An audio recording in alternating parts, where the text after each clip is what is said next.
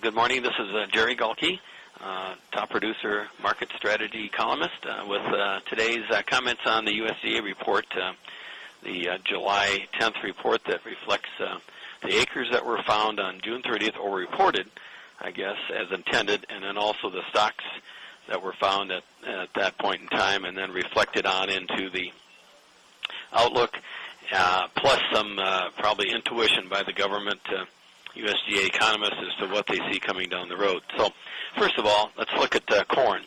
The 09 or 08-09, that's the year that we're in, that's going to end August 30th.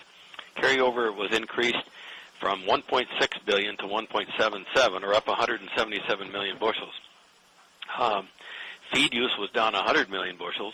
I expect that to drop another 25 to 50 by the end of the fourth quarter that we're in. Ethanol usage was down 100 million bushels. That's the first drop we've seen in them in a while. Crude oil, as you know, has been collapsing. $75 can't be used by this economy, and maybe even $50 can't be used. But I expect crude oil to get down around $45, and then we'll take a look at booking some for next fall. But we'll watch the global economy in the meantime.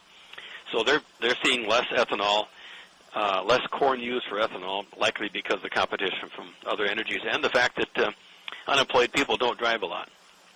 Exports were up 50 million bushels, mainly because of the cheaper prices, and we're seeing some people coming back here. You can thank Argentina for that, and whether that holds up or not, we'll see. But so the bottom line was we came up with 177 million bushels, which is more than 1 million acres of corn that we didn't have to plant, and we got it in the bin already. For 2009 and 10, of course, the carryover from this year goes right into the carry-in for next year. They left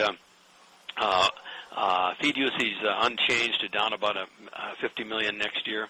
In other words, they don't see a whole lot of improvement in the feeding for livestock. First of all, the economy can't afford to eat what we have. We have too many hogs. What could probably happen here is that the feed, of course, is getting cheaper, might delay the hog guy from liquidating. Bottom line is he's got to do it. We're not exporting it. We can't. We've got too much to eat. Here the supply is just too much. But we'll see how long that takes. Exports up again next year. They think another 50 million. I think that's optimistic. So the bottom line for 09-10, given the acres that we're planting and the yield left unchanged that they had before of 153 something, 150.4, I believe, says we're going to increase the carryover to 1.55 billion bushels. That is up about 460 million bushels from the June outlook.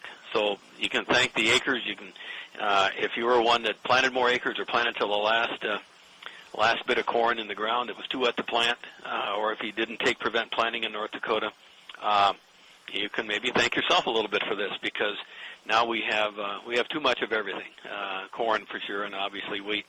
So we have a problem there in corn, not in just the short term, but the long term. And grains are down, of course, reflecting that today. The interesting part is that the government on corn has placed the average price from $3.35 to $4.15 for next year on-farm price. So that tells us that this thing could fluctuate $1 a bushel, and they know darn well the weather from here on out is going to make a difference.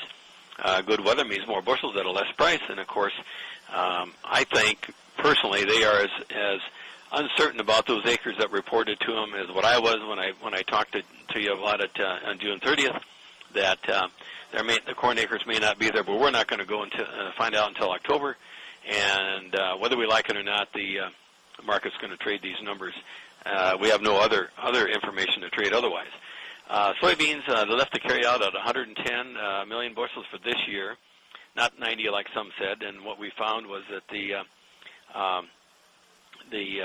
stocks report that they saw says that there's not a problem with this tightness in the soybeans. We took care of that even without China canceling many orders. I think they canceled a couple of cargoes or rolled them. So we made do, and here we are into August. Coming up, we'll see whether we get enough soybeans harvested in August, September. At any rate, beans are unchanged. On the stocks report, they're down 20-some cents today. Not surprising. I think July was down 48 at the open. Wheat old crop stocks are down 2 million bushels. That's over and done. We're in new crop already. But the new crop carryover now was up 59 million bushels with a yield up 1.5 bushels and a few more acres. And so we've got, bottom line in the wheat side of things, we've got a lot of wheat. 706 million bushels next year. That's up about 60 million over last month, and so we raised we're just not going to run out of wheat, and of course that's a significant amount of wheat out there. And I think what will happen is you've got wheat down here for September down around the 5.15 a bushel. Bottom line is the market's telling you don't plant any winter wheat this fall. We don't need it. We don't want it. We're awash in wheat, and of course unless something drastic happens in the meantime, the crop insurance is not going to give you a good return or a good safety net. The only consolation there is that our crop insurance is going to cost us a lot less, but our coverage is going to be a lot less. So I think that the bottom line in all this is that there's basically nothing positive. As the USDA recognized that the tightness of beans was maybe overdone, corn usage is falling, and we got a lot of wheat left.